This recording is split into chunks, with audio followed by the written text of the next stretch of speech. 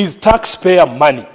It broke my heart, Honorable Speaker, just a few days to see a whole doctor posting on Twitter that after all the noise they made out here, Honorable Speaker, when they were coming here, when they were on strike saying the Senate should do something because health is devolved, after all the push we gave as a house to the medical doctors to push the National Assembly to allocate money to them in the current budget, a whole doctor goes on Twitter and says, "Thank you, President Ruto, for giving us money." That's not his money. That is public money. Honorable Speaker, that is public money. Number two, Honorable Speaker, as a taxpayer in this country, there are very few things that make me happy, because we have serious problems with the way that this government utilizes our property. Honorable Speaker, the only time when you drive around this country and you see a road sign that says road maintenance levy, your taxes have been used to improve this road, that's the only time that I feel proud to be a taxpayer in this country. But all these other times, when you talk about people putting their photos everywhere, I have seen governors, whenever there is a tax waiver, his photo is bigger than the message that is in the newspaper. I have seen governors buying billboards. The face occupies 3/4 of the billboard. The message is so small, the rest of the billboard is his face. Honorable Speaker, even this week, I have seen a governor who is my friend, and I have to say this because I want him to succeed. He has bought time on Citizen TV, prime time. I was watching the news at night, and I see a governor advertising a project that is funded by the county government, and he's saying that this project has been funded by so and so. I was very shocked. Where do you get the money, Honorable Speaker? I don't want to be informed. Sifuna, do you want to be I don't want to be informed. I'm in the middle of teaching. I'm in the middle of a lecture. Honorable Speaker, so I was very shocked. You all have TVs, you can pay subscription, you will see the governor. So, Honorable Speaker, I ask that you protect me. When I began this submission, so, Honorable Speaker, I asked that you protect me because I knew this would happen. Honorable Speaker, we have seen images of governors. What is your point of order, Senator Chelge? Under which standing order are you raising the point? So, Speaker, I stand under standing order 101 on contents of speech. When Senator Sifuna says he's teaching us, is it part of the rules of debate, Mr. Speaker? Are there children that he's teaching here? All of us are distinguished senators, and that governor, by the way, Mr. Speaker, is Governor George Natembeya. That is why he's fearing to say. Maybe he's teaching citizens of Kenya. In fact, Honorable Speaker, if you look upstairs, you will see there are children there. Yeah, so allow me to teach. And when I'm standing here, I am not just speaking to this house, Honorable Speaker, I'm speaking to the country. So, Honorable Speaker, I have seen images of governors on something as mundane as milk packets for school milk, even on meals, Honorable Speaker. So that you want to tell us that this is Sifuna is doing.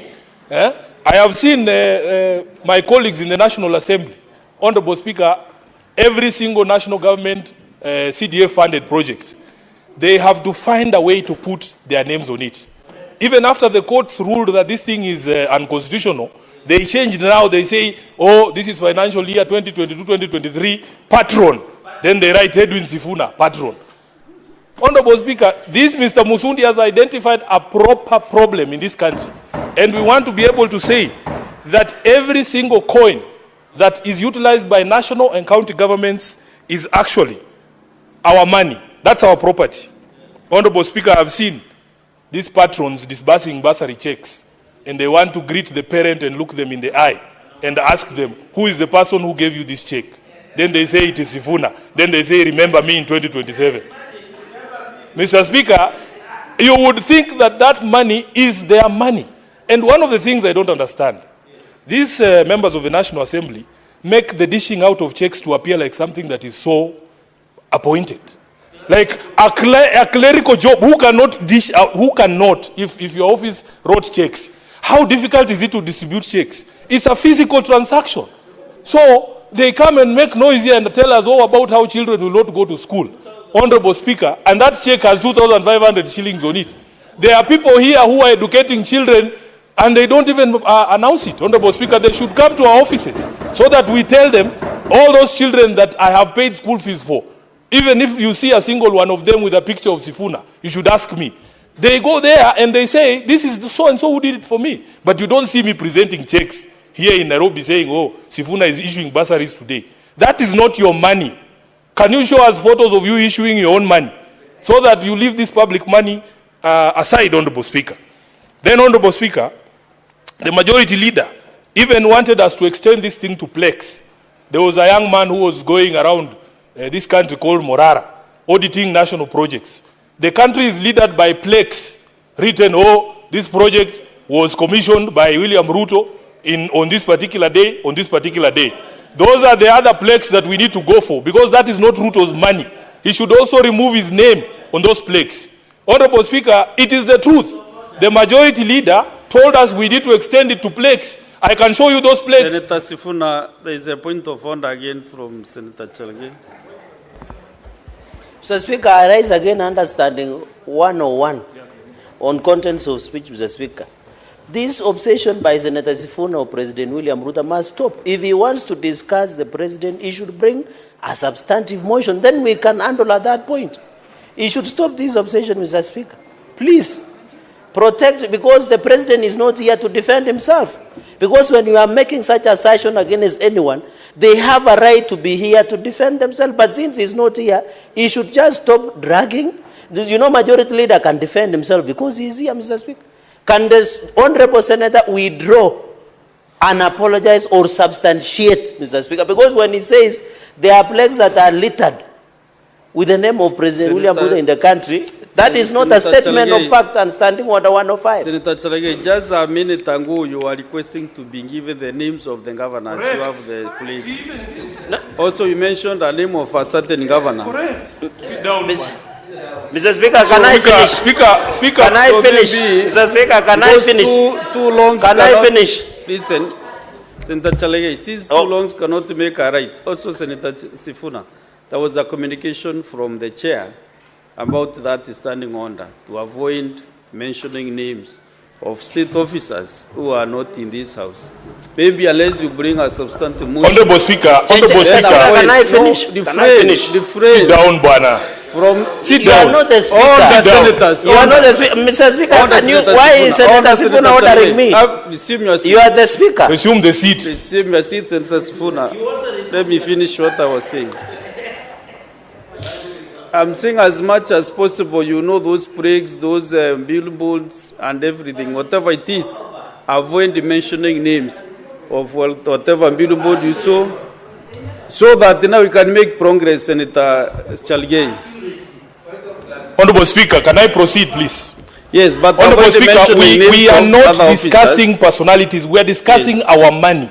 The Senator for Narok, Honorable Speaker, came from a time when he was hosting the president in his county. So he came back and told us, oh, we have been given an airport in Narok. The contractors are there day and night. So one time I had been given a lift by a friend of mine. We were coming from somewhere in Western. I said, I want to see this airstrip in Narok that has a contractor day and night. So I asked the pilot to fly over that space. Honorable Speaker, there is a plaque sitting there. There are no contractors there. That young man called Morara has gone around the whole country, has shown us. Even when you go to the so-called stadium in Wote, if you go to Kamarin Stadium, you will find those plaques there.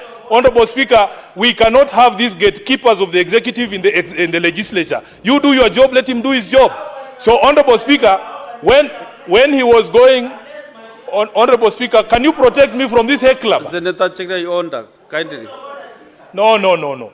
Honorable Speaker, do you know? Of order are not making sense now. Honorable Speaker, there is. Senator Chalage, can you allow? You know when you are used to using matatus, have you ever been in a chopper? You can see. No.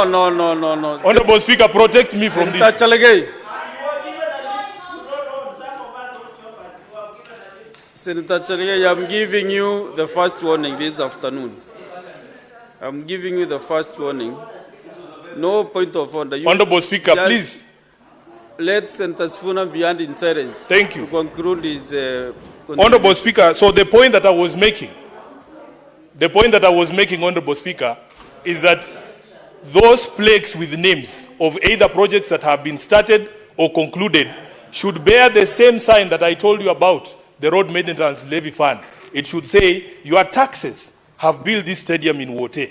Your taxes have built this stadium in Camarine, which doesn't exist, by the way. Honorable Speaker, let me conclude by commenting on something he said. And I was very quiet when he spoke, so I hope he will be quiet too.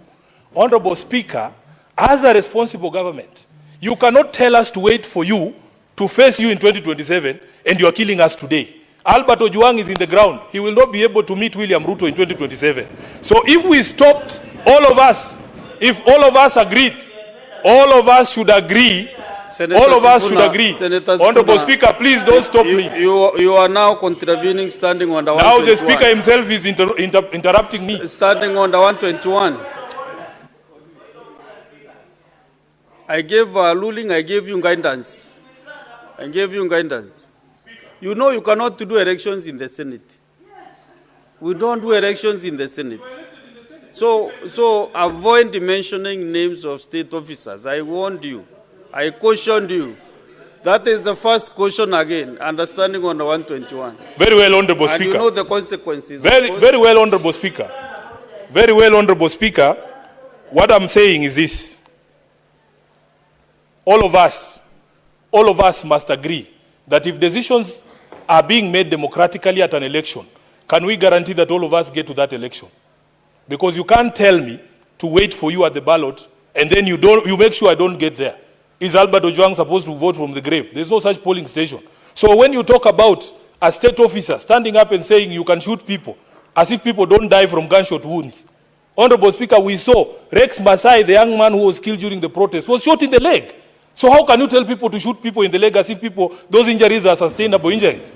So, Honorable Speaker, we want to make it very clear that as a country, we have totally lost our way. And we will not have a conversation with someone telling us to wait for 2027 when he's not giving us a chance to get to 2027. He has become an existential threat for this country, and he must go as soon as possible. I thank you. Senator Wakiri Hilary.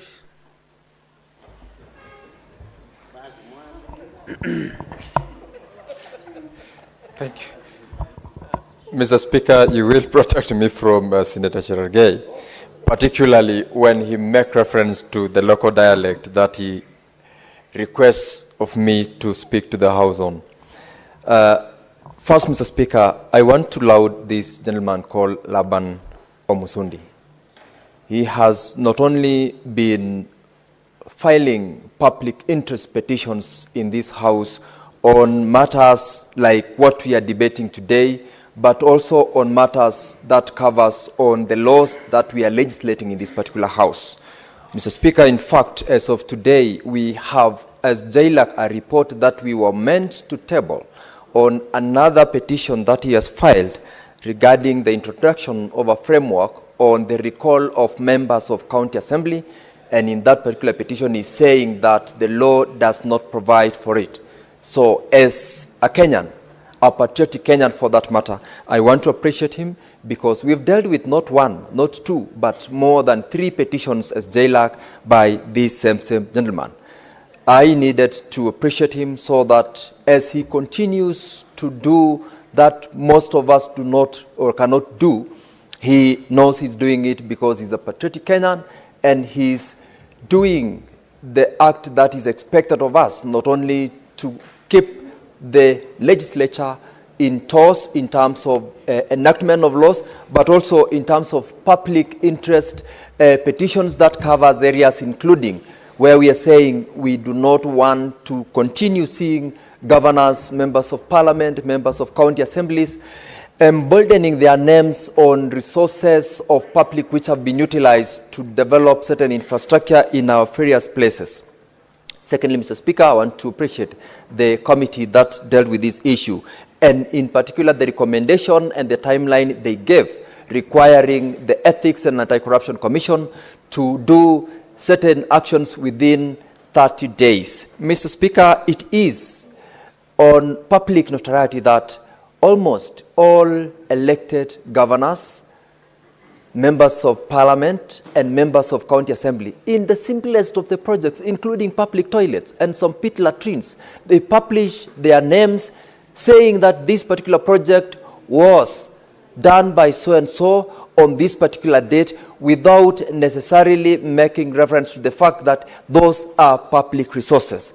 And Mr. Speaker, such publications in itself is abuse of office.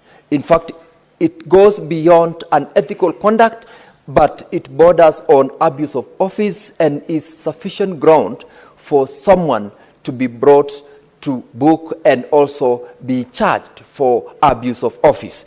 And so to have a Kenyan like Laban Musundi to prick our conscience and ask of us to make certain recommendations and also to think through the actions that we do is something that not most of us would do. And for the committee to also invite this particular house to have a conversation around this and to invite the Ethics and Anti-Corruption Commission to act is to remind us that these violations of the law, these violations of the guidelines that we do have are not only costly to the public, but they are potentially going to encourage unnecessary competition because one would, in the process of having seen someone politically made famous by the use of public resources, they would do it. My colleagues have made reference here of certain motor vehicles where they have indicated or even have a portrait of the person who is seen as the patron, whether it's a member of parliament who's funded or rather who has facilitated the acquisition of such a school bus or an institution bus using CDF or public resources, and their portrait is appearing at the rear mirror or the rear window of the car. In itself, one would be forced to equally do the same. And I want to associate myself with the recommendation that even if you really would want to have your name there, then use your own resources, use your own money in your individual foundations or private life, use the resources that belongs to you and publish your name there. Let public resources be used for public resources, because if you were to look at the amount of these portraits of the billboards that are payable for one to display, that amount is sufficient to be utilized to do projects which would benefit the public. I therefore appreciate the work and the recommendation of the committee, and as Senator Cherargei said, we have indeed invited the Ethics and Anti-Corruption Commission to give us an itemized status of the cases or reports which various committees of this House have made recommendations for their action. And in due course, we shall be able to table that particular report, having summoned the commission before the committee. Mr. Speaker, I thank you. Very well, Senator Zena, the Maletian. Not present, Senator Wambua.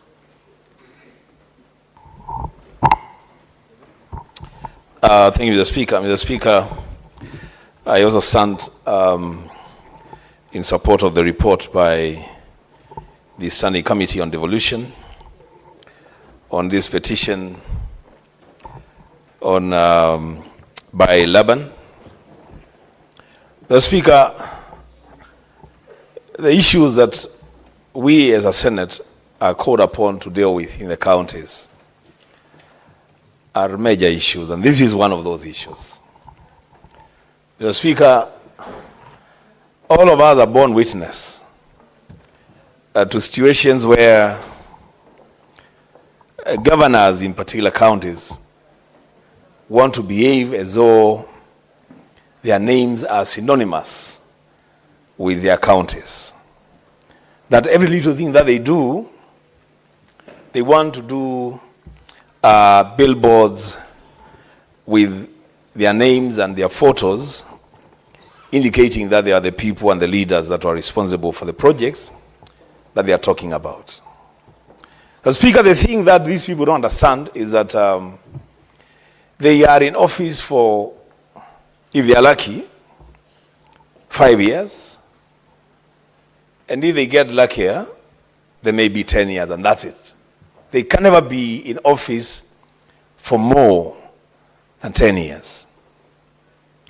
Mr. Speaker, some of us are insulted by images of leaders, governors, that the voters kicked out of office, but their images are still staring at us, Mr. Speaker, and proclaiming ownership of projects in counties. Mr. Speaker, this petition by Laban and the recommendations by the Committee on Devolution is one instance where, as a Senate, we should actually move with speed, Mr. Speaker, and ensure that those billboards and those signages, whatever they are brought down, Mr. Speaker. Because there is one thing, Mr. Speaker, to say that they should not be erected going forward. It's a different story, Mr. Speaker, to have to endure the images of those governors and their names on those billboards, looking down on us every time we use it, whether it's a road or a project that was initiated and completed during their time. So, Mr. Speaker, I fully support the recommendations of the committee and thank Laban for bringing that petition to the Senate. Secondly, Mr. Speaker, when I came in, I found my colleagues in serious conflict and a war of words over remarks that were being made by the senator for Nairobi. Mr. Speaker, the one thing that we must agree, all of us, is that this country belongs to all of us. Every one of us. Those in authority and those under authority, Mr. Speaker, this country belongs to all of us. There is one thing, Mr. Speaker, that is getting very rare among us, and it gets me very worried. Mr. Speaker, the tolerance levels in this country are really going very low. And it's a matter of concern for me as a leader, as a citizen of this country. Mr. Speaker, people will hold different views on the same matter. It doesn't mean that those people must be enemies just on account of different views that they hold. Mr. Speaker, authority is given to some offices, including our own office, Mr. Speaker, as senators. We have the power to summon governors and state officers and grill them on issues of public concern. Mr. Speaker, the executive has been given powers by the Constitution to ensure the safety of our property and the safety of our lives, to make sure that this country runs in a good way, Mr. Speaker. Mr. Speaker, I keep saying that I am probably the least qualified to offer any advice to the executive, the national executive, or even the county executives. But Mr. Speaker, I want to plead with the national executive, led by His Excellency the President. I really want to plead. Mr. Speaker, we tone down rhetoric. We tone down our speeches. We be careful the things that we say in public. For a good reason, Mr. Speaker. Because if our president then says certain things in public, chances are that some people will react to those things. They will answer him. That exchange, Mr. Speaker, is not good for us. This country needs serious healing and tolerance. Mr. Speaker, I know it is a very difficult thing to ask for, but I'll ask for anyway. I wish the president could find it in his heart to just even withdraw the orders that he gave yesterday about police shooting people in the leg. I just wish he could. Maybe he can't, but I wish he could. Because, Mr. Speaker, that's an avenue for serious bloodshed in this country. We don't want to go that route, Mr. Speaker.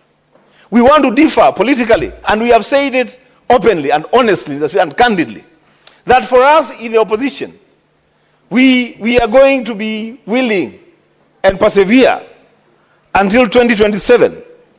We meet the president and his party at the ballot, and the Kenyan people will decide which team to elect into office.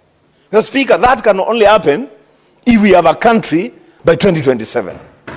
If we don't have a country in 2027, then even the conversation about the elections in 2027 will be moot conversations, Mr. Speaker. Mr. Speaker, I want to appeal for tolerance. I want to appeal, Mr. Speaker, that to whom much is given, more is required. A lot more is given to the office of the president. Much more is required from that office. I don't want to cut you short, but be relevant to the motion. Understanding under 120. Stop diverting from the call agenda on the motion. If you want to discuss that matter, then you can know what to do. Just bring a motion. Let us discuss it. Mr. Speaker, I'm guided.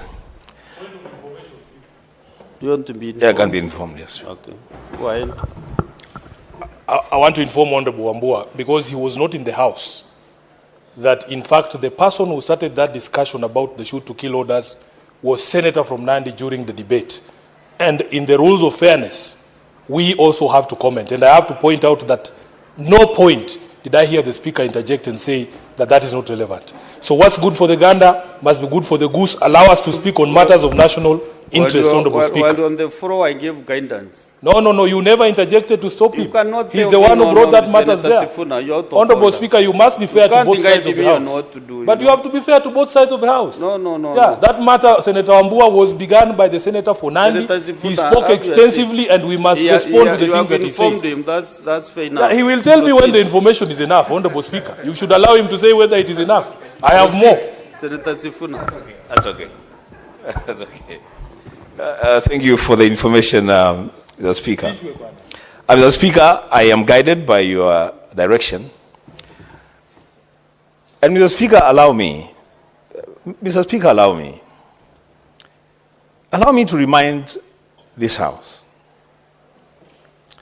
that on the June 25th of 2024, when this House was invaded by young people, Mr. Speaker, everybody else took off.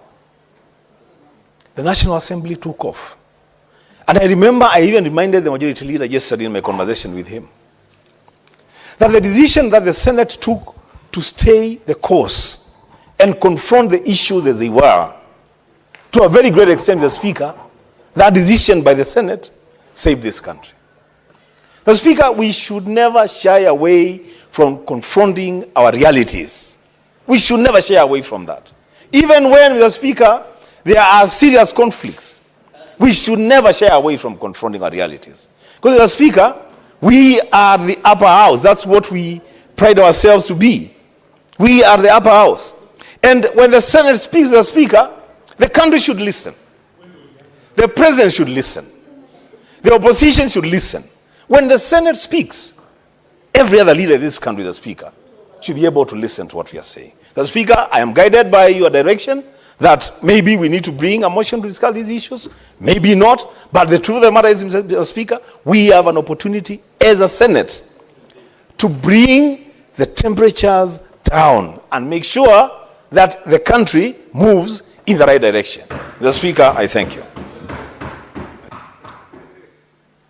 Senator Mutinda, Tabitha? You can leave after she starts. No, he had just concluded.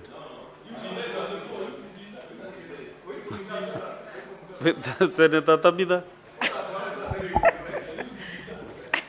Chair, I see my home senator, Senator concluded. Mambua, and my county senator, Sifuna, want me to speak.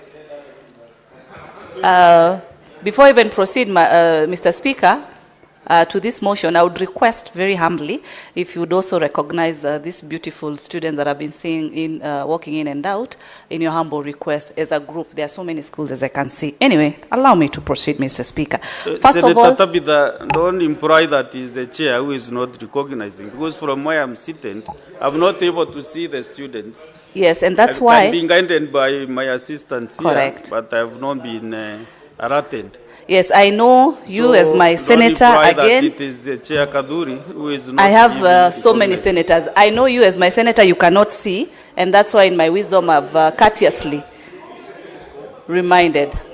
As I proceed, Mr. Speaker, allow me to start really appreciating the Committee of Devolution for the great work that they've done. I've even seen that after 30 days after the adoption of this report, and then the effect should take place upon us agreeing to this report. But I wish even it will take 14 days. 30 days is even long, because the matters that have been presented by this committee are very critical matters, Mr. Speaker. Mr. Speaker, we've heard from the committee whereby county cars have been branded individual leaders, you know, whereby the notion is that these properties belong to individual. Mr. Speaker, I remember when I was in the mediation committee just recently over the issue of division of revenue. And we kept on trying to get to a mediated version in terms of the amount that we were supposed to agree. And from where I sat, I could notice that members of the National Assembly would argue like this and say, this money being given to the governors, Mr. Speaker, and we really had to correct as senators, and corrected and indicated, this is not money that is being given to individual governors. This is not money to an individual. This is taxpayers' funding that should be utilized as per the law. Projects that need to be done should be done not for that particular governor, not for that particular leader, but for the people of that particular region. Monies that we've given to counties, Mr. Speaker, monies that we've always also advocated in terms of late disbursement and issues like that. It sounds like this money is being given to a certain person to control from their house how they want to control. This is not private money, Mr. Speaker. This is public money. Public money that is accumulated through the tax that we pay, Mr. Speaker. Mr. Speaker, I want to emphasize something on the same. When we talk about these cars, when we talk about these buildings, Mr. Speaker, Senator Cherelgai, I would beg, give me silence. Mr. Speaker, public resources, Mr. Speaker, should be well utilized. Public resources are not just for that particular leader, for that particular financial year. They are for the generations and generations to come. We cannot be having budgets whereby one particular project is the same one that is being funded year in, year out. Why? Because we've allowed that public resources cannot be well utilized. It is wrong. Even if that public resource has been funded by the taxpayers' money, it is the responsibility of the leadership at that particular time to ensure that the standard of that particular asset is within the required standard, Mr. Speaker. Resources should not be misused simply because they are government resources. It is wrong, Mr. Speaker. We've seen also, Mr. Speaker, whereby at times public cars or government cars, Mr. Speaker, whereby number plates are removed and private number plates installed so that people can be able to use these government resources as if they are their own toys, Mr. Speaker. It is a high time, Mr. Speaker, that EACC cracks the whip heavily on this. If it is a government vehicle, let it be a government vehicle. Let inspection be done. Let the institutions, NTSA, traffic police, let them ensure that those government vehicles are also up to standard. Because we've seen whereby people want to misuse, they don't care. Because nobody has gone through the pain of investing and talking about, niya serikali. It is wrong, Mr. Speaker. It is the high time that when we adopt this particular report, we want to see EACC in collaboration with NTSA, in collaboration with the traffic police, ensure that those properties are to standard, those properties are well utilized, and that so-called branding, be it on those cars, Mr. Speaker, be it even on those schools that we're being told someone has branded their names. So how many photos should we have? Now, let me ask this question, Mr. Speaker. In the event, for example, the ministers, today we call them cabinet ministers, we used to call them what? Whereby if a minister has been appointed, case example, Minister for Health. Now, today, you can imagine going to the Ministry of Afya House, actually, and finding a big portrait of Mheshimiwa Duale there, because he's the minister. Tomorrow, if you have another minister called Minister Mutinda, you find another big portrait there. What kind of business are we doing? A leader should ensure that they perform as per the required mandates and all that. It's not about how many billboards you've put. And number two, even where is that money coming from? Which are these resources that we keep on using during all this branding? And then after that person, that leader leaves office, rebranding needs to be done. It's not about, Mr. Speaker, how much someone has been able to do. It's more of the assets that have been put in place using the public fund are well utilized, are to the standard that is required, that is needed, Mr. Speaker. That is what is important, Mr. Speaker. I would even ask myself, in the event that EACC is undertaking their role, and they find, for example, leader A, leader B, or C has, issues to answer, or has been found guilty on corruption matters. So then why can't we allow EACC to also have billboards all over this country of those leaders who have misused funds? So that it's a two-way traffic, Mr. Speaker. Why can't we allow EACC to put on billboards these rogue leaders? If the money that is supposed to fund projects and do what is needed is the same money that leaders are using for branding of themselves, Mr. Speaker. It's not even a campaign time, Mr. Speaker. Allow, Mr. Speaker, for me to say that I also want to agree partly with what my other home senator, Senator Wambua, has talked about when he says as leaders, as politicians, we also need to minimize the politicking that we are so good at, Mr. Speaker. Instigating and bringing about temperatures. Kenyans are hungry, it's true. Kenyans are frustrated, it's true. But we cannot be then the leaders who are not offering solutions. We should be leaders who are offering solutions. This country is not for one individual, it is for all of us. This country is not for one community, it is for all of us. And it's a high time, Mr. Speaker, actually, even the young generation, I would wish them that when they get blessed and have their little ones and the young ones, even instead of giving them the vernacular surnames, if a kid is born and the mother is called Tabitha and the father is called Enoch, it should be Tabitha Enoch. This thing of this tribal is what we are still instigating up to date. The conversation that is there, Mr. Speaker, today is a community conversation, which is still bringing more issues and more anger to our people. Our young people need jobs. And that conversation can only be done on tables with the relevant leaders, led by none other than Dr. William Ruto, the president of this country, putting the business people on table, putting the church leaders on table, putting our university leaders on table, putting us, the leaders of this nation, on table for us to have an economic discussion that is going to ensure, Mr. Speaker, our young people are able to get opportunities, Mr. Speaker. Mutinda, there is a point of order from your neighbor. All right. Sana mstahiki Speaker. Mstahiki Speaker, kulingana na kanuni za Speaker kwa mavazi, senator yote anafaa kuwa amevalia vinavyotakikana, na hiyo pia inafaa kuwa viatu. Senator Tabitha tafsiri yake anatoa kwa mguu chuma, hana viatu. Na ndio maana mstahiki Speaker unamwona kwa hii kawaida anakuanga mrefu, sasa amekuwa mfupi kama mwezi wa Februari. Nauliza mstahiki Speaker, hiyo ni ungwana kweli? Sasa Senator Murango, mpaka umekagua Senator Mutinda ukaona hajavaa viatu, unajua nilifikiria unaangalia nguo ya juu.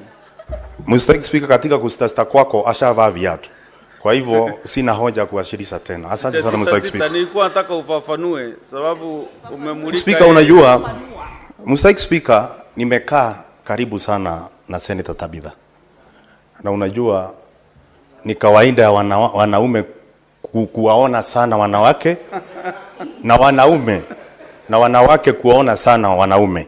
Sasa Mstahiki Speaker, huyu kwa sababu ni dada yangu, na kulingana na ile hali ndio nayo na ile majukumu nimepewa kutoka nyumbani, ni kuhakikisha kwamba anavaa vipasavyo na wala hatoki katika njia ambazo tumewafundisha wao kama wazazi. Kwa hivyo ndio maana nimeangalia na kuona kwa maana viatu, lakini ashavaa, nadhani ataendelea namna hiyo. Asante sana Mstahiki Speaker. Senator Mutinda, Tabitha. Karibu, sorry, I was almost again speaking in... the majority leader wants to inform you. Okay, yes, I'd love to be informed. Thank you, Senator Tabitha. You know, I wanted to inform her because I've heard her speak on this topic, and this is something I also wanted to say to Senator Wambua, but I didn't get the opportunity. On cooling this topic that they are speaking to, including Senator Tabitha, that we must find a way of bringing sanity back to the country. You know, part of bringing sanity, Senator Tabitha, include us being honest with ourselves and stop being dishonest to the country. Mr. Speaker, there has been a conversation in the country about who owns the goons. You hear people say they belong to so-and-so.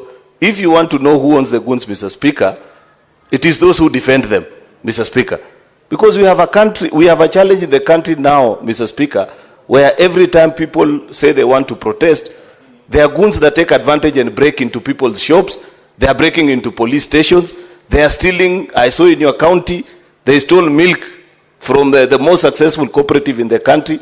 Therefore, Senator Tabitha, if you want to address yourself to that particular topic, you must be honest and condemn those goons. Anybody trying to pretend that they want to solve that particular problem, but they are only addressing one facet of the problem, because I listened to what the president said, Mr. Speaker. He didn't say protesters be shot. He didn't say anybody be shot. He said, if you find these people that are breaking into people's homes, harassing, raping women, stealing people's property, immobilize them and take them to court, Mr. Speaker. Therefore, if you want to know the owners of the goons, Mr. Speaker, it is those that are either defending them or saying absolutely nothing about their conduct. Mutinda, you are well informed, isn't it? Very well informed. I never thought that my good colleague, Senator Murango, would walk out. I was just curious. You know, I have one of the most unique hairstyles. I thought he would be looking from up. I just got astonished what he was really looking down there. All saying, Mr. Speaker, allow me to conclude, Mr. Speaker, and from where I was briefly interrupted. Mr. Speaker, the conversation that I'm talking about is a conversation as leaders that we need to welcome discussions and conversations. Yes, Mr. Speaker, when I say that it should not be about, we should not narrow it to community issues. Here in Nairobi, where I represent, Mr. Speaker, properties, businesses have been destroyed, Mr. Speaker. And the people who have done that damage, Mr. Speaker, should be brought to book, Mr. Speaker. I agree to that 100%. But the question is that the way to go? Is that the solution?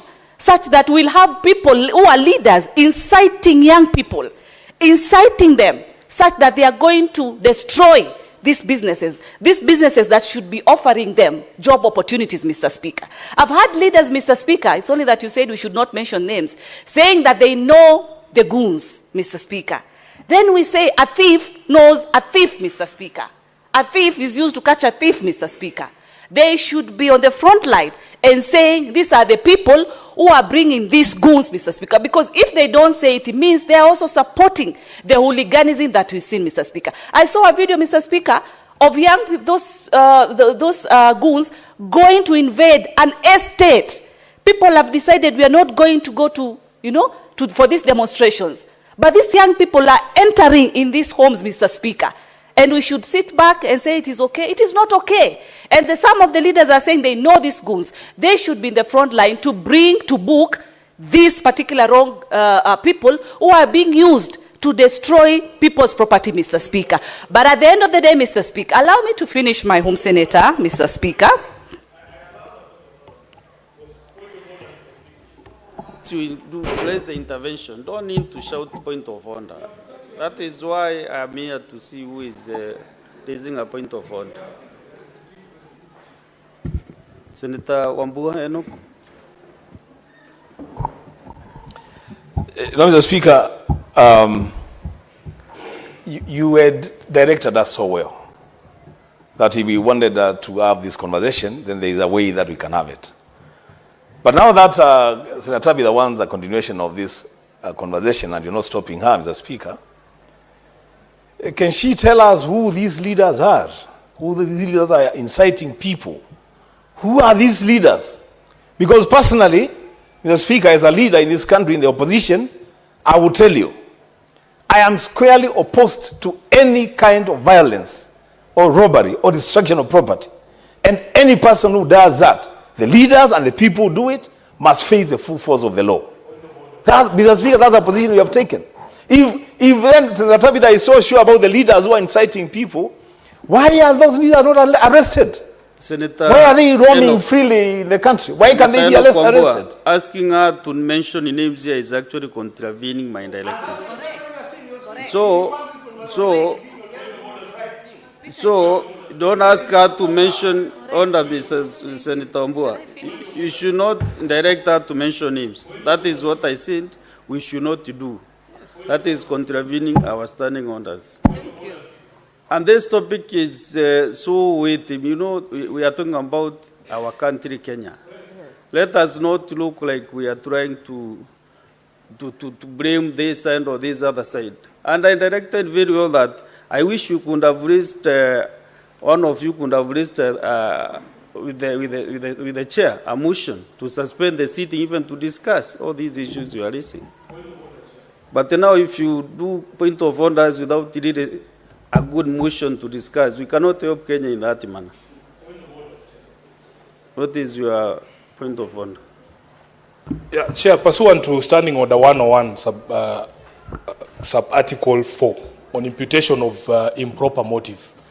Honorable Speaker, there are aspersions being cast here that anyone who has spoken against government excesses knows who the goons are. Honorable Speaker, the Senator Mutinda, nominated Senator Mutinda, comes from my county. She is aware that we have 12-year-olds, we have 7-year-olds in Mathare who are shot on the balconies of their houses. Who are those people breaking into homes? When you give a direct order, Honorable Speaker, to people who cannot even aim guns properly, they are shooting people inside their houses. How will they see their legs in their houses? We have people in Nairobi who have died in their houses. Are we supposed to see how do you see? Sifuna, why are you Senator Sifuna? Senator Sifuna, you are misguiding yourself on Standing on 114. Can you read it around? 114. Yes. Improper motive, Honorable Speaker. To who? To leaders in this house. To senators in this house. You have had Senator it. Mutinda, what did So, you say? this is what we want to say. Not here use. Say that. Is talking about which improper motive? Allow me to I want her to repeat what she said so that I can capture. But then I can, as you execute your point of order. Chair, can I complete my point of order? But you're completing on what ground? Because what I'm requesting Senator Tabitha to do is to clarify. Chair. Yes. What did Chair, you know some of us. Chair, let me clarify. You are the chair and you've directed that I speak. You've directed that Senator Mutinda clarifies. Allow me to clarify, Mr. Speaker. Mr. Speaker, I'm talking about national dialogue. I'm talking about unity in this country. Is that, Mr. Speaker? Young people have lost their lives, Mr. Speaker. It is sad. We are still mourning, Mr. Speaker. And I think you've directed and said, let us move away and have a motion. I agree with that, Mr. Speaker. I respect that. Allow me to conclude, Mr. Speaker, as far as this is concerned. I want to state and say, EACC, Mr. Speaker, should enforce strict compliance with accountability, Mr. Speaker. As soon as we adopt this report from the Devolution Committee, as soon as all is done, within 30 days, Mr. Speaker, then this should also be enforced, Mr. Speaker. Mr. Speaker, you know, I didn't know people like my shoes that much because everybody is noticing that I have shoes or not. With those many and few remarks, Mr. Speaker, I do support. Honorable Senators, they have a communication to make on visiting teachers and students from St. Peter's Boys Mumias Primary School in Kakamega County. Honorable Senators, I would like to acknowledge the presence in the public gallery this afternoon of visiting teachers and students from St. Peter's Boys Primary School in Mumias Primary School in Kakamega County. The delegation comprises of 14 teachers and 334 students who are in the Senate for a one-day academic exposition. Honorable Senators, in our issue tradition of receiving and welcoming visitors to Parliament, I extend a warm welcome to them, and on behalf of the Senate and on my own behalf, wish them a fruitful visit. Thank you. Senator Sifuna, can you welcome the visitors from Mumias Primary School, St. Peter's Boys Mumias? Honorable Speaker, thank you. I want the students to understand that I was born at St. Mary's Hospital, which is next door to St. Peter's Primary School. So I feel some affinity that somehow the Speaker also noticed. So thank you for giving me the opportunity to welcome the students. As they say, huwa kuna chemuka saa ingine, but you are welcome to the Senate to be able to follow debate on important national matters. We are hoping that when you grow up, some of us started from there in Mumias, and now we are here. So you will also be here. And let nobody tell you that you cannot be here or you cannot be what you want to be. Thank you so much. Next is Senator Catherine Muma. And after you finish your contribution, you approach the chair for another direction. Thank you, Honorable Speaker. And Honorable Speaker, I'm a member of the Devolution and Intergovernmental Relations Committee, and I stand to applaud Mr. Laban Omusundi for his very progressive petitions to this House and to Parliament, petitions that are actually very momentous and very relevant to the times of our country or our nation at the moment. Mr. Speaker, the issues raised by Mr. Laban Omusundi in terms of barring the use or the appending of personal images and names on public projects is an important issue that is at the core of the values and principles of the Constitution. Mr. Speaker, to be precise, Article 10 requires that the governance system in this country shall be accountable and shall be transparent. Mr. Speaker, Chapter 6 has very key provisions that on leadership and integrity, and when it comes to responsibilities expected of leaders in this country, Article 73(1) requires that leaders shall be honest in the execution of public duties. That is 73, subclause 2C1, that leaders shall be honest in the execution of public duties. Mr. Speaker, when I am advanced or I use public resources to develop a project and then I call it a Catherine Muma project, that is clear evidence of dishonesty.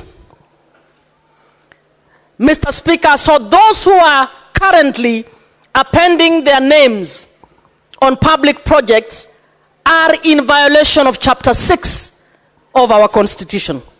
Mr. Speaker, Article 75, 1B is also relevant on this matter.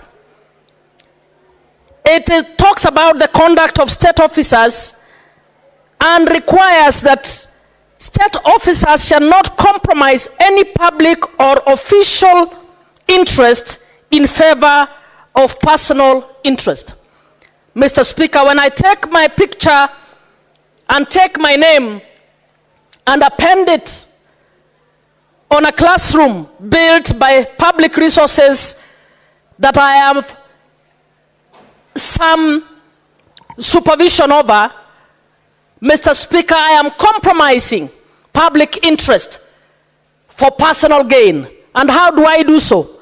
I want those in the public to believe that I am the one who has done that, usually so that they can elect me at the next election. Mr. Speaker, it's a violation of Chapter 6 of the Constitution in clear terms. Mr. Speaker, what Mr. Omsundi raises, and I told him when we were doing public participation that the only thing I regretted about his petition was the fact that he was restricting it to governors and MCAs.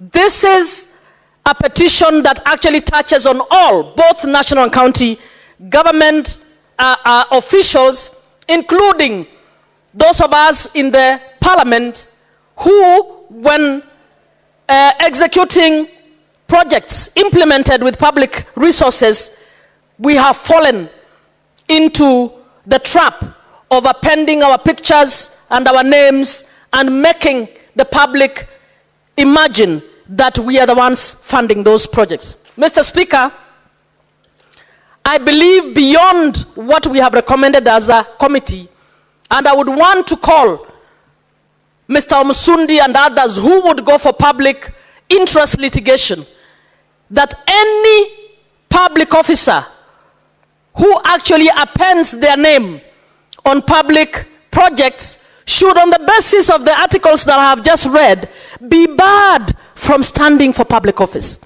In fact, they need to be barred from holding any public office. Mr. Speaker, you might be aware that in every law that we have implemented, and I was a member of the Commission for the Implementation of the Constitution, we actually made it a requirement that before anybody is appointed or elected into public office, they should be compliant with Chapter 6 of the Constitution. And I've just demonstrated how what Mr. Laban Musundi is actually talking about is a violation of Chapter 6 of our Constitution. So, Mr. Speaker, even as we ask EACC to name and shame, my view is that these should not be enough. These should be one ground against which the IEBC should bar all those officers who are seeking election from seeking election after pretending or dishonestly presenting public projects as though they are their personal projects.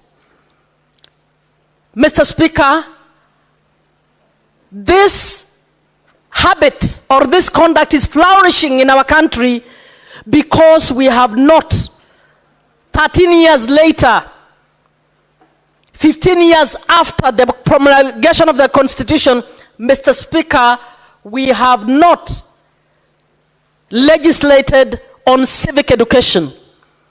We are supposed to invest as a country in civic education to be able to educate the public, the citizens, particularly the vulnerable, to understand that when public officers abuse office, misappropriate, and I'm using this word misappropriate very carefully, by suggesting that I am the one who has delivered this project when I am not the one who delivered it, Mr. Speaker, in my view, that is misappropriation.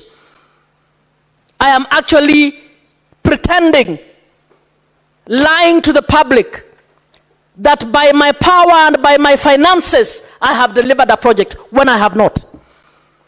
Mr. Speaker, you know the impact of these lies to our public.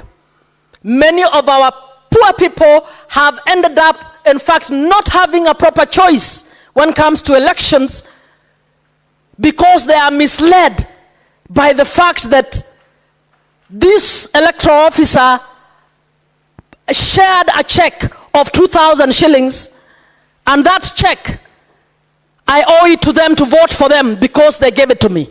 There are many people from poor families who believe the bursaries they receive of public funds are funds by the individuals who actually dish out those checks. And that's why when Senator Karungo raised or tabled the bill to try and amalgamate all bursaries into funds that can go directly to the schools, I was supportive of that bill. Mr. Speaker, we've reached that place in our society, in my view, when we have to recollect, when we have to introspect as a country, when we have to correct where we have gone wrong. And one of the ways in which we have gone wrong is to misappropriate our offices, particularly as elected leaders, to actually mislead society that the resources of this nation are our resources, and we can dish them out in our name, we can dish them out as we wish. Mr. Speaker, because of that, corruption has gone to high heavens in terms of the instances.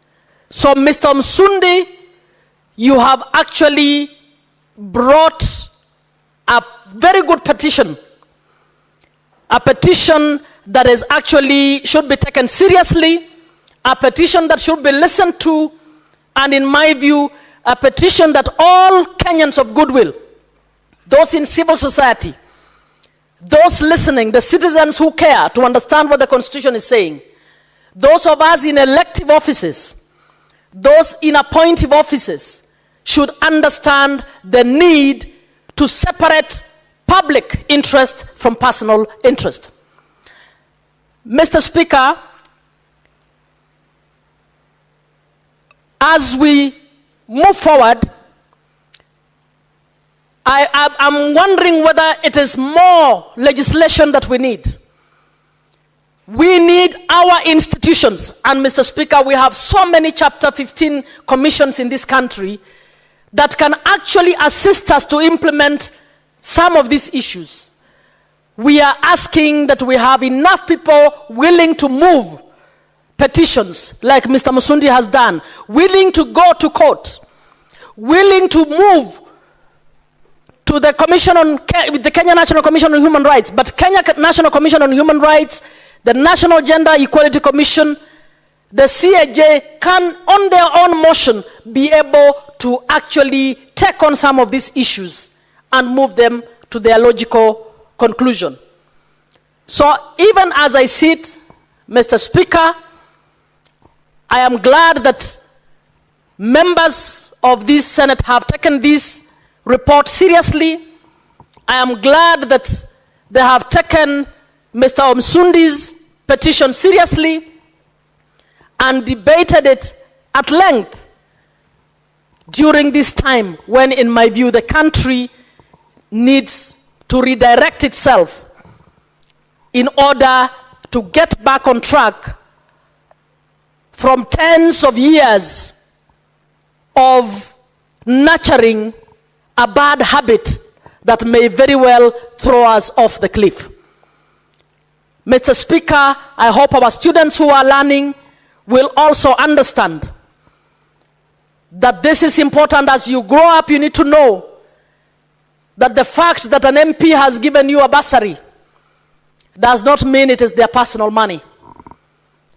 It is money that has been appropriated by Parliament for purposes of education, and they need to be doing so humbly, indicating that we received so much in terms of the kitty of bursary, and this is how we have deployed it. Those who have done it well, Mr. Speaker, have usually allowed the public to determine for themselves who is the most needy, and they have openly shared. So what Mr. Msundi has raised is, as I began by saying, is a matter of accountability. We can't account if we say public money is our money.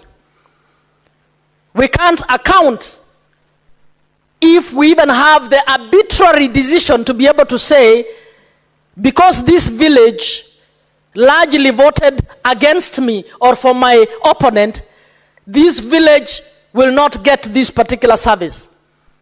The day we get to that level where nobody will know, the public or the villagers will just know that we have so many millions for a road, and we want to know whether that road is worth the millions that were allocated for it. When we move to that level and start understanding what costs what, we will have less misappropriation both of our offices and of the public funds that are assigned to our offices or that are related to our offices. So Mr. Msundi, I don't know whether you're listening out there, and whoever else, thank you so much for giving us opportunity to canvass and discuss this issue in this country, an issue which does not need any law, in my view, to be passed, is an issue that needs to be implemented. And it's an issue that is important for policy for this reason. When I become governor and then we have Muma Care, Tangwa takes over, and because Tangwa heads Catherine, Tangwa decides, no, I'm moving away Muma Care, now it is Tangwa Care. When Asige takes over, Asige says it is now Asige Care. We don't even know what we are communicating. And when Beatrice takes over, she wants it to be called Abito Care. Why are we personalizing public service? If we think this program is good for maternal health, let it just be a good program for maternal health that must be retained by every next government. We must not play around with services to our people where we decide this is about a mix for Catherine Muma, the next mix is for so and so, and that's what we have done with our education system. Every president who comes wants their variation of an education system. Meantime, their own children are not going to those education systems. They've taken them to international schools and they're experimenting with others. We must decide this program is good for our nation, and we are going to continue.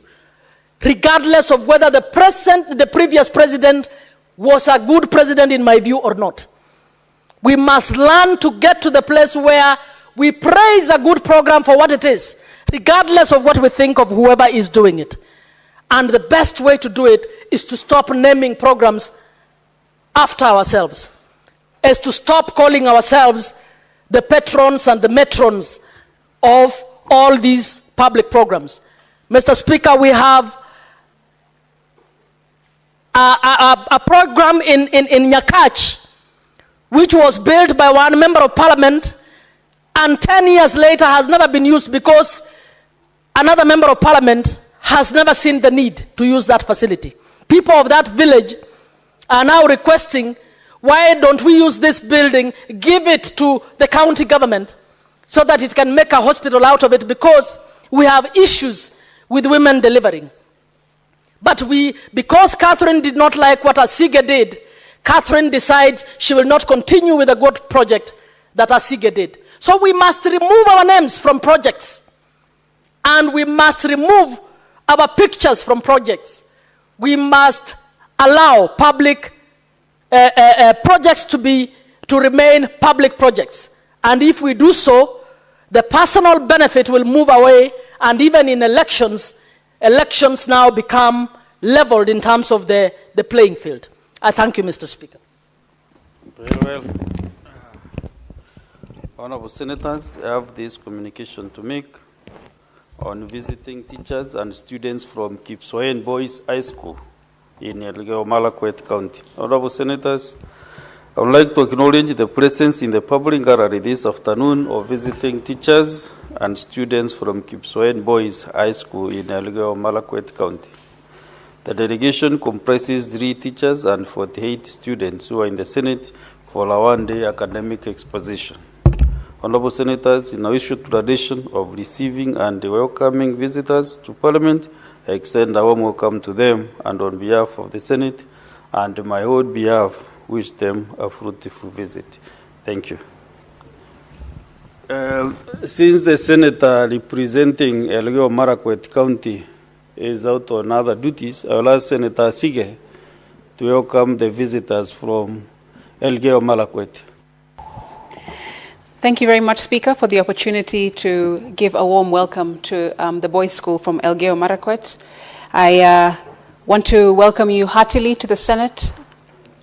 I'm hoping very much that you have an enjoyable visit, not just enjoyable, but also educational, and you get to meet and understand the mandate that we hold here in the Senate as members of Parliament representing your county and other counties across the nation.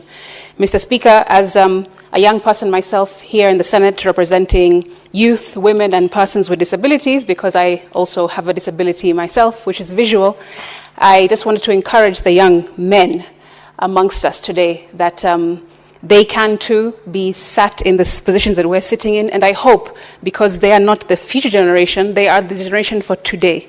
I hope and pray that they believe and see that they can change this nation. They can definitely give us a brighter and more, a brighter future is what I mean, Speaker. I hope you make better decisions than some of our past legislators and maybe some of us might make here and there. We do make mistakes as well, but learn from us and do better than us in future. I thank you. Thank you, Senator Sige. Next is Senator Dhango Paul Karungo.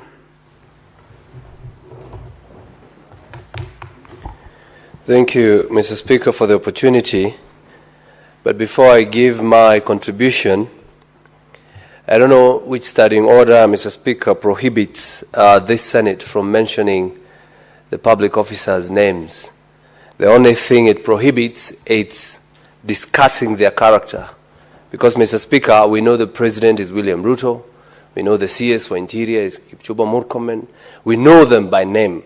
So by prohibiting us from just mentioning their names and their public officers, I think that is wrong, Mr. Speaker. Unless the Senate is not aware who the President is. Guidance. I'm not. It has been said many times. I'm not challenging. This is not the first time. I'm not challenging. Maybe unless the Senate probably doesn't want us to mention the names of those people who work for Kenyans. But nevertheless, Mr. Speaker, let me give my contribution.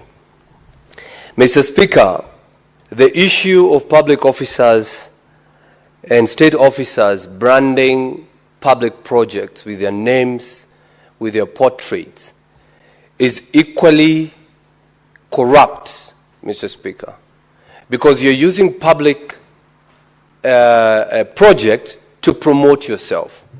I can give an example, Mr. Speaker. In Zaire, there was a president by the name of Mobutu Sese Seko, Mr. Speaker. And Mobutu Sese Seko changed everything to his name, from the airport, to the roads, to the schools.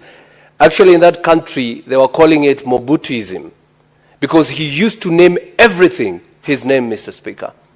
But when he was overthrown in 1997, all those names were removed within a day, and he was forgotten within a day, Mr. Speaker. In Rwanda here, the President Kagame, has refused to brand anything with any official's name. Even his portrait is not hanged in schools.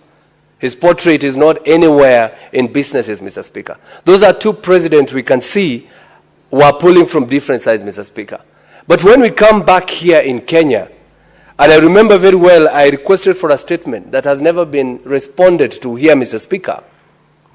I requested to know how many schools or how many amenities or how many roads are named after the former presidents of this country, Mr. Speaker. I asked how many schools are named after Moi, how many schools are named after Kibaki, how many are named after Uhuru Kenyatta or even Jomo Kenyatta or even William Ruto himself, Mr. Speaker. I've not received that, but this is the right time to discuss even that as we discuss this issue of branding. Because, Mr. Speaker, when we give branding, it's self-promotion.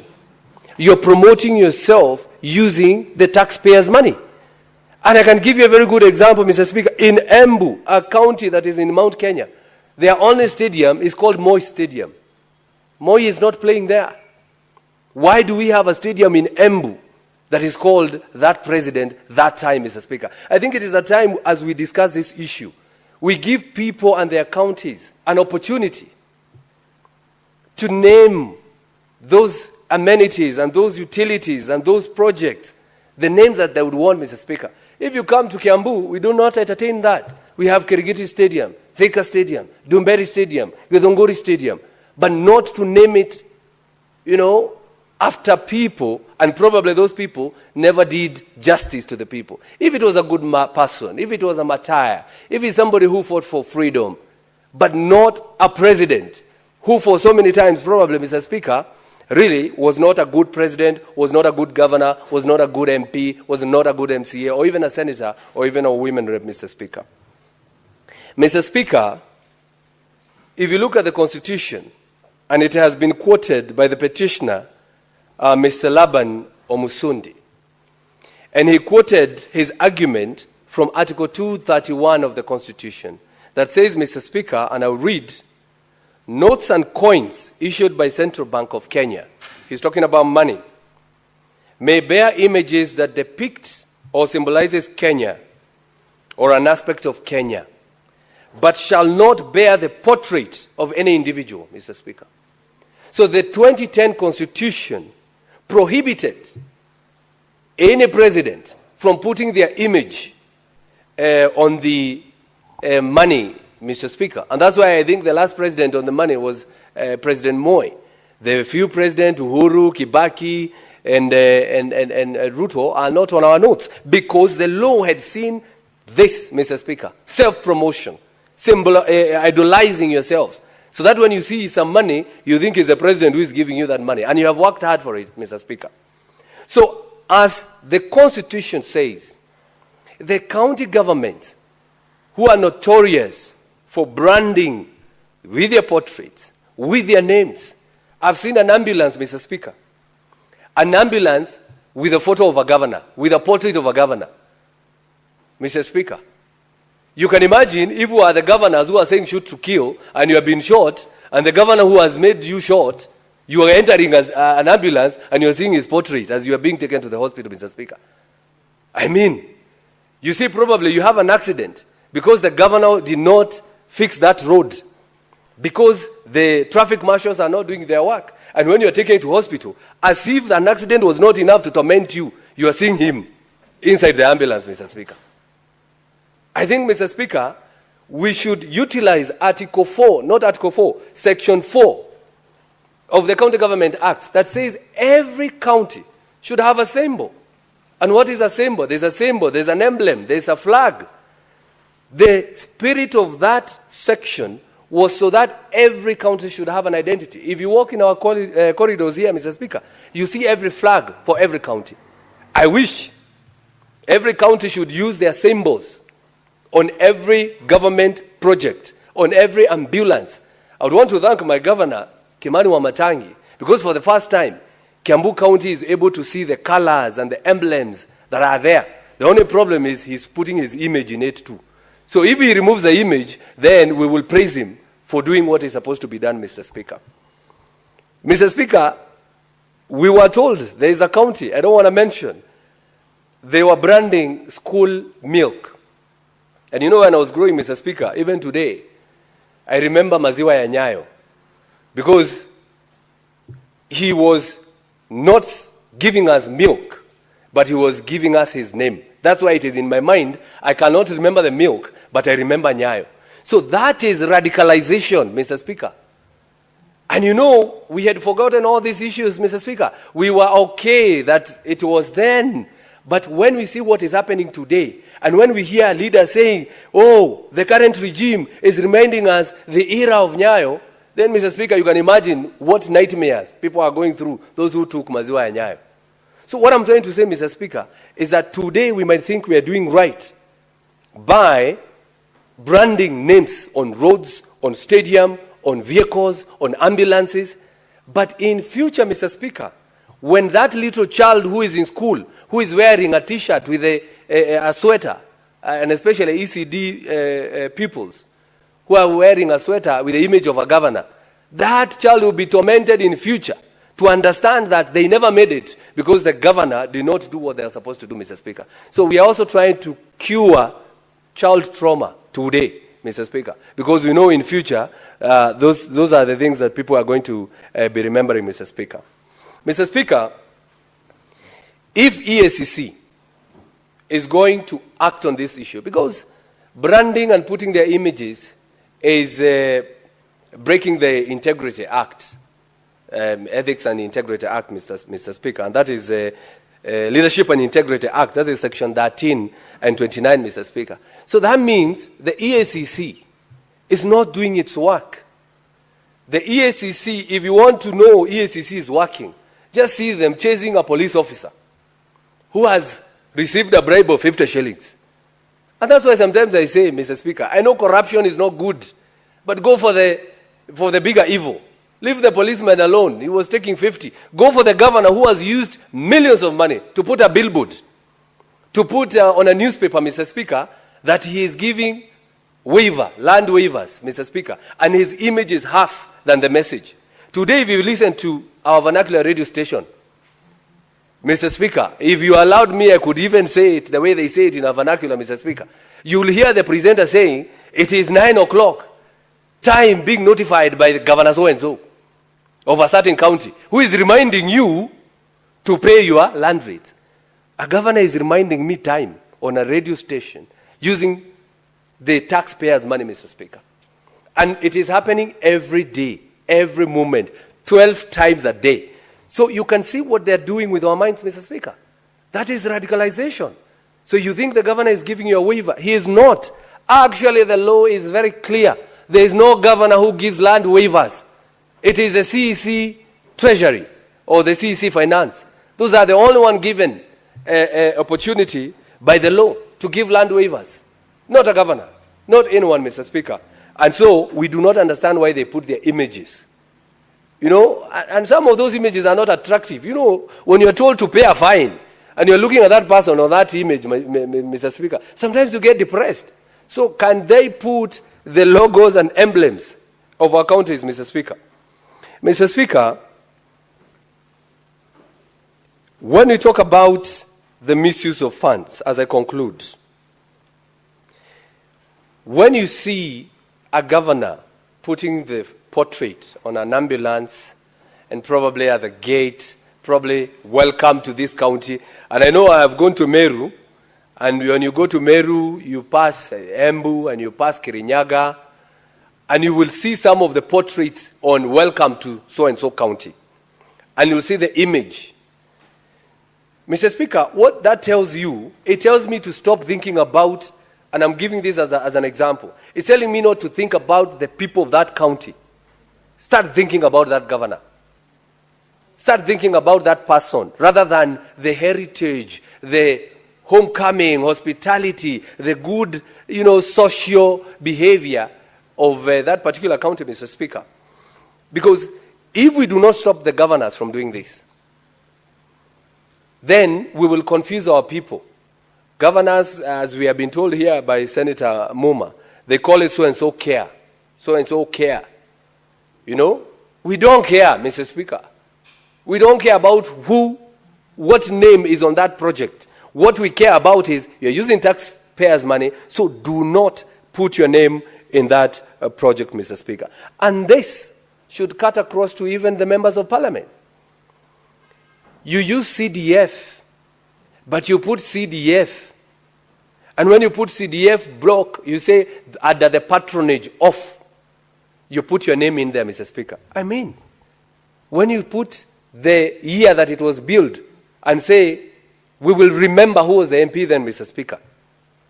Otherwise, if you put CDF project by this and this MP, then you should equally put the names of all the taxpayers' money, actually, because they paid the money. So they should have a bigger billboard to put all the 50 million names of Kenyan, Mr. Speaker. So with that, Mr. Speaker, I support.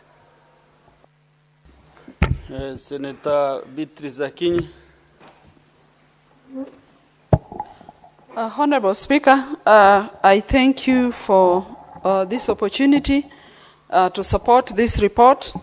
Honorable Speaker, just last week I was amongst the delegation at the pre-devolution conference in Homa Bay County, as was hosted by the Governor of Homa Bay and the Council of Governors. And Honorable Speaker, you should really have seen, and we continue to see, the kind of interest and the value our people attached to devolution.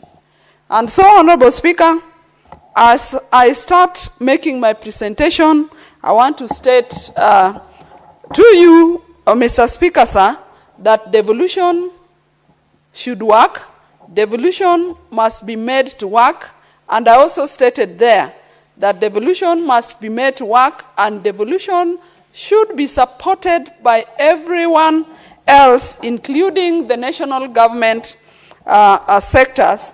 Because, Honorable Speaker, when devolution works, we will then receive the equity in development that we are all looking forward to and all Kenyans expect from all over our counties.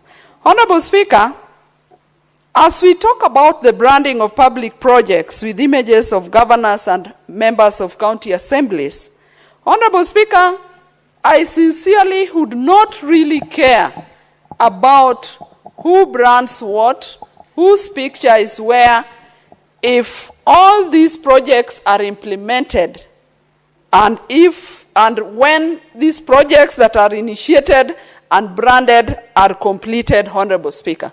In most of our counties, Honorable Speaker, and in everywhere else, you see projects that have been initiated, brand pictures have been put, and yet the projects have not even been completed, Honorable Speaker. Honorable Speaker, these projects, as budgeted for by the executive and approved by the county assemblies, my main concern with these projects is that they must be implemented, Honorable Speaker. All over our counties, our people supported, and we supported devolution because we wanted services closer to our people. We wanted projects taken to all the wards and down even to the villages so that we would achieve the equity that we are talking about. And that is why I say, Honorable Speaker, that I may not care so much whose picture is where. If only those projects would be implemented and completed and would be in use by the people of Kenya, then I would be a very happy senator seated here, Honorable Speaker. The other concern that we have with the projects down there is the issue of duplication of projects. Honorable Speaker, like on the roads projects, you have projects, some of them when you go to the ground, some of the projects, the CARA says they have done them. That is a national outfit. The counties are also claiming they have done those roads. And Honorable Speaker, that is what really should concern this Senate. That as we have proved budgets, and when they go down, who really implements these projects? We have roads around. Why should we have one road being claimed by two entities, Honorable Speaker? And so, Honorable Speaker, that is really what would really concern me. When you come to the branding of the vehicles, Honorable Speaker, traditionally we have grown in this country and we have always known that the red number plate shows it is a mission vehicle. The green number plates in the last few years is an indication that is a county government vehicle that was formerly owned by the county councils. We have the blue number plate with implying it is a vehicle belonging to a parastatal. And Honorable Speaker, that is only for identity and for ease of picking which vehicle this is. It is really not meant to make them look like personal issues. Honorable Speaker, even these projects, we need to tell the world, and Kenyans must know, and everybody that holds offices, whether they are governors, MCAs, or even senators here and members of parliament, that these seats come and go. And Honorable Speaker, even the governors as they sit there, the longest you could take is 10 years and you will go. But we want the projects to remain, and that is why we support devolution. Honorable Speaker, this morning on a national TV, I saw one of us talk about the issues that are ongoing in this county, the issues of protests. Honorable Speaker, I'm bringing in this because it ties to devolution at some point. And the honorable member, while talking on national TV, made a very, very misleading statement that Raila used to own protest. And those were the specific words that one leader mentioned on a national TV. And Honorable Speaker, this leader, I'm surprised, mentioned Raila's name so many times in the course of their presentation, even more than he mentioned his leader, who is the Lord of shares, Honorable Speaker. And the statement the leader made on record, on national TV, on Citizen, is that in the yesteryears, Raila used to own protest. And I keep on asking myself, and I wondered, are these protests a contest? Is there a competition of who has done protest more than the other? Are we competing on whose protests are more magnanimous and which protests have caused the major damage? I want to state here, Honorable Speaker, that whoever made that statement, if you are competing with one Raila Odinga, then you are not a good student of history. Because the protests that Raila led were protests that had purposes. One of them, Honorable Speaker, is that the initiatives that one Raila Odinga has made in this country has brought multi-party. The second is that the same initiatives that one Raila Odinga made is what led to devolution. And I was surprised that the statement was being made by a senator who is a beneficiary of devolution, Honorable Speaker. Honorable Speaker, I then ask myself, what is then the goal that you have for the protest that you now think you have succeeded and exceeded the protest that Raila Odinga made? What is your purpose? Honorable Speaker, let me come back to his thinking. If he thought the protest that Raila led to something like the handshake, then it had a purpose. If he thought that the protests Raila led to a broad base, then he had a purpose. And that is why Raila is of late calling for the conclave. I'm happy that one Raila Odinga has mentioned and is on record saying that when you say Ruto must go, Raila asks, go where? But I'm happy the same people have come to the same thinking. And they are saying that Ruto, the president, should now stay up to 2027. And so it means that is all what we have been saying. Honorable Speaker, I'm saying this because the devolution we are talking about, it is Raila Amolo Odinga that has supported and initiated. But Honorable Speaker, when we come to this protest, I can see my colleague is signaling me that he needs some time. But I want to say that I have 20 minutes and I will use it successfully up to the end of the 20 minutes. Honorable Speaker, I also had a video that is documented when a honorable leader in this country wishes Raila death.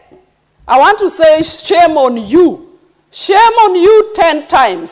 Senator Beatrice. Yes, Honorable Speaker. I want to remind you of the provisions of Standing Order 120 so that you confine your contributions to the motion that is before the House, and in reference to a specific issue like what you have said, make it to be within the relevance of the motion that we have so that we utilize appropriately these standing orders as well as the time of the House.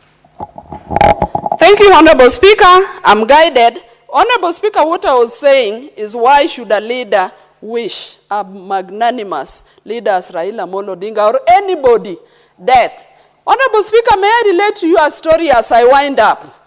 One time we had a by-election in Homa Bay County, and one leader indicated that one of the contestants was an old man that would take people to a by-election soon. Honorable Speaker, I want to tell you that the next day we lost that same person who made that allegation. And that old man he was referring to, 7 years to date, is still alive. So life is a matter of, is on God, and it is God that gives life. Honorable Speaker, as I wind up, I want to tell our leaders that let us be responsive. We only have one country that we all have a duty to protect. We only have one country, and we must lead by example. Honorable Speaker, I support this petition, and I want to laud the petitioner, and I want to say that Kenya is indeed a democratic country that gives everybody space to bring their issues up, and I want to say that I support.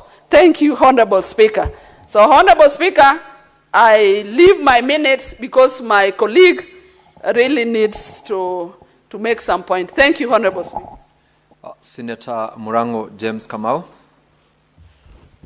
Asante sana Mstahiki Speaker kwa kunipa hii nafasi ili niweze kuongea na niweze pia kuunga mkono matamshi ambayo wenzangu wametoa leo kuhusu mchakato mzima huu na ombi ambao limeletwa mbele ya Seneti kuhusu maandishi ambayo yanaandikwa na baadhi ya magavana wanapojenga barabara, wanapojenga choo na wanapojenga vitu vingine. Akushangaza Mstahiki Speaker ni kwamba hawa magavana wanapojenga makafani, kwa kimombo mortuary, haweki picha zao.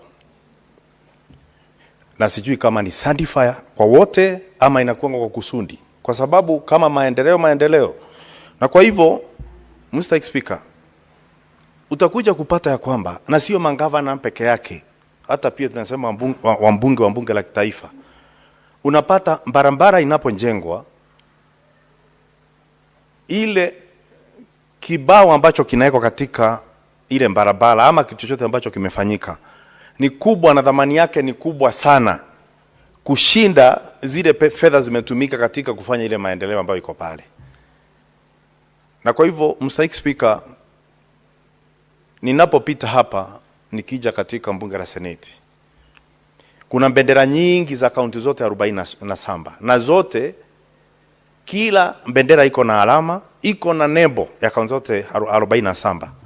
Na kwa hivyo kama ni kutofautisha, ni rahisi sana kutumia zile nembo ambazo zimepitishwa katika mbunge la gatuzi kama alama ya maendeleo ambayo wanafanya katika gatuzi zetu, Mstahiki Speaker.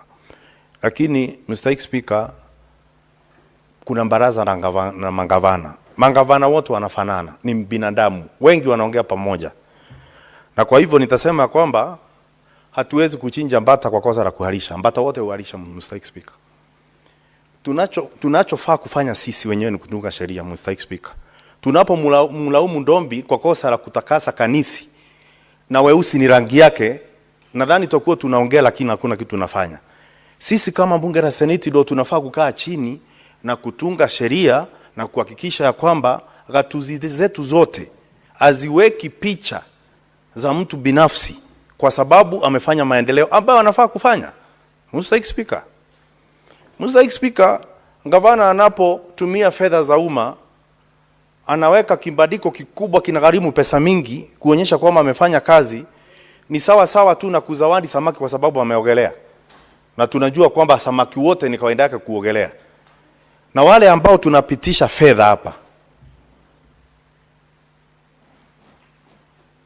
kwa wakati wetu tunautumia hapa, tunatoa kijasho hapa na damu kupitisha zile fedha. Kama saa hii tumeng'ang'ana, kumekuwa na kamati ya uwiano ili kuhakikisha kwamba mangavana wamepata bilioni 415. Ningekuuliza Mr. Speaker, na mimi kama mtindo ni wa kuweka pesa zinapoenda katika gatuzi, na sisi picha zetu taziweka wapi? Ama zitabaki tu kwa viromba na mikoba? Kwa sababu sisi tunapitisha pesa, hatujapewa uwezo wa kikatiba kwenda kukaa pale na kubadilika picha zetu. Mr. Speaker, ningependa pia niwaambia kwamba hii seneti tunaongeanga lakini hatusikizwi.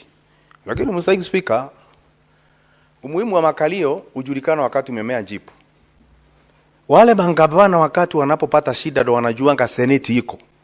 Lakini saa hii tunapopitisha pesa, wakati tunaongea mambo ambayo hayafai, kuliko tukae chini tuvalie juga jambo hili na kusikizana ya kwamba kuna mambo ambayo si mazuri kufanya katika gatuzi zetu, bado sisi wanatuchukulia tu kama mbwege.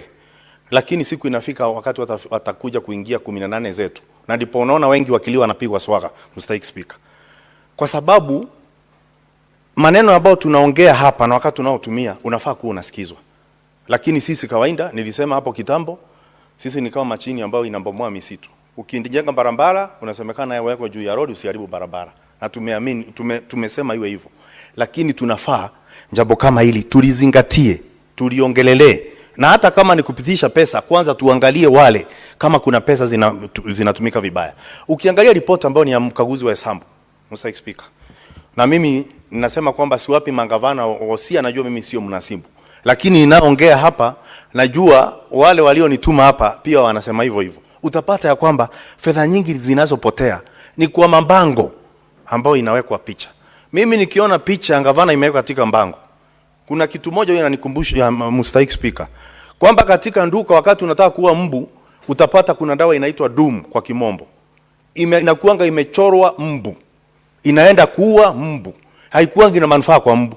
Hivyo vibango ambazo zinawekwa na mangavana katika maendeleo ambayo inafanywa mwananchi na pesa ya umma, haikuangi inamaanisha kuna mambo mazuri, mambo yote mazuri inafanyika kwa katika katu zetu, Mr. Speaker. Lakini gavana anapoletwa hapa, kwa sababu afuati tunayosema, ashajua kwamba dunia ni gunia, tofauti ni herufi moja, ndio unaanza kusikia akilia, unaonewa, unafanywa hivi. Mr. Speaker, na ndio wakati mwingi katika maombi yangu, kwa sababu mimi ni mlokole, kwa sababu naamini ya kwamba sijafanya mambo mengi mazuri kuwa malaika, lakini pia naamini ya kwamba sijakosea sana kuwa ibilisi. Naambianga Mungu atuepushe na mbangi na viromba za ugoro. Kwa sababu maneno ambayo inafanywa wakati wengine na viongozi ni maneno ambayo hata wewe huwezi fikiria. Unapita katika shendi za mbonda katika mali imetoka gatuzi zangu, kitu ya kwanza kuona ni picha kubwa ya gavana. Mr. Speaker, bila kupoteza wakati, najua kuna mwenzangu anataka kuongea, ningependa kuanjuza wale wananchi ambao wako gatuzi, niwaambia kwamba ukiona mbango limewekwa mahali, hiyo ni kumbukumbu ama unakumbushwa kwamba kuna kitu imeimbiwa. Mr. Speaker, hebu nipeane falsafa moja ya mbweha na simba. Wakati mmoja, Mr. Speaker, simba alimshika mbweha na akamwambia nitakukula kama utaniletea kitu kingine ya kula. Mbweha akasema nitakuletea, tena sio saizi yangu, nitakuletea kitu kinono na kikubwa ambao utakula siku 2-3. Akaenda kwa punda, akamwelezea punda ya kwamba simba na wanyama wote kwa msitu wamekumbaliana kwamba huku polini wewe ndo kiongozi. na kwa hivyo unaitwa na simba. Alipofika kwa simba, kitu ya kwanza simba alifanya ni kumrukia, akamng'ata mkia. Mkia ikakatika, punda akakimbia akipiga mayowe. Akafatwa na mbweha. Akaambiwa, wewe, kwani wewe mjinga? Wewe baradhuri? Mbona unakimbia? Simba amemkukata mkia ili uweze ukalia katika kiti ya enzi. Uwezi kalia na mkia. Ndio simba akakukata mkia. Punda akarudi na upumbavu wake kwa simba. Simba akamrukia mara ya pili, akamkata masikio. Akatoroka tena kwa mayowe. Akafuatwa na mbweha. Mbweha akamuuliza, wewe jua? Wewe mjinga? Ujui simba amekukata masikio ili ile kofia ya enzi iweze kutoshea katika kichwa yako? Kwa nini unakimbia? Mwishowe wakati alirudi akaliwa na simba. Simba akamwambia mbweha, sasa kwa sababu umefanya kazi yako, nenda kamchinje. Alafu unilete maini, moyo na akili yake nikule. Mbweha alipoenda kuchinja punda, akakula akili yote, akaleta maini na roho kwa simba. Simba akamuuliza, mbona umeleta tu maini na roho, wapi akili? Mbweha alimuuliza, wewe mfalme, huyu punda ana akili? Unaona wewe alikuwa na